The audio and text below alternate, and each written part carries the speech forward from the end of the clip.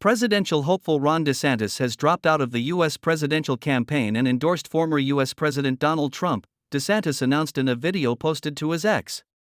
DeSantis derided former UN Ambassador Nikki Haley, long his closest rival for second place in the primary race, saying Republicans can't go back to the old Republican guard of yesteryear, a repackaged form of warmed-over corporatism that Nikki Haley represents.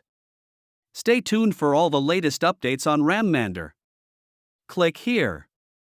The ambitious big state governor entered the 2024 presidential contest with major advantages in his quest to take on Trump, and early primary polls suggested DeSantis was in a strong position to do just that. He and his allies amassed a political fortune well in excess of $100 million, and he boasted a significant legislative record on issues important to many conservatives, like abortion and the teaching of race and gender issues in schools. Such advantages did not survive the reality of presidential politics in 2024. From a high-profile announcement that was plagued by technical glitches to constant upheavals to his staff and campaign strategy, DeSantis struggled to find his footing in the primary. He lost the Iowa caucuses, which he had vowed to win, by 30 percentage points to Trump. And now, DeSantis' political future is in question after suspending his presidential bid after just one voting contest. The 45-year-old is term-limited as Florida governor. DeSantis was widely expected to be a serious Trump challenger.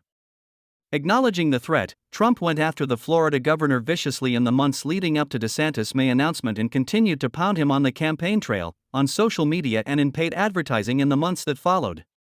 Yet many of DeSantis' problems may have been his own doing.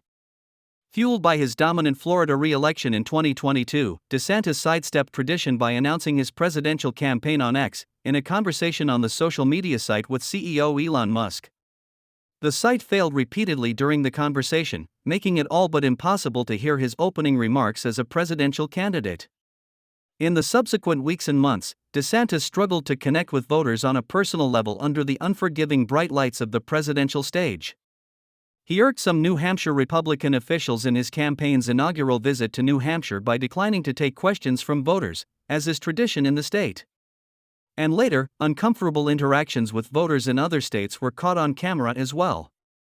More serious financial challenges emerged over the summer.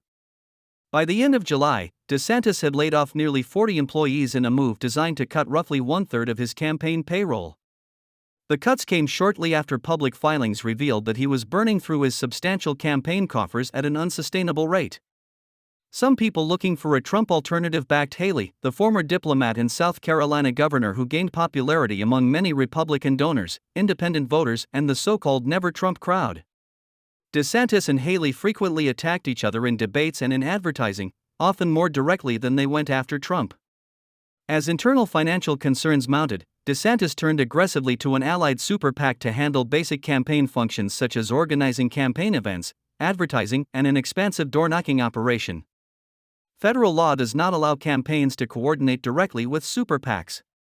In December, a nonpartisan government watchdog group filed a complaint with the Federal Election Commission, citing reporting by the Associated Press and others, alleging that the degree of coordination and communication between DeSantis' campaign and the Never Back Down super PAC crossed a legal line.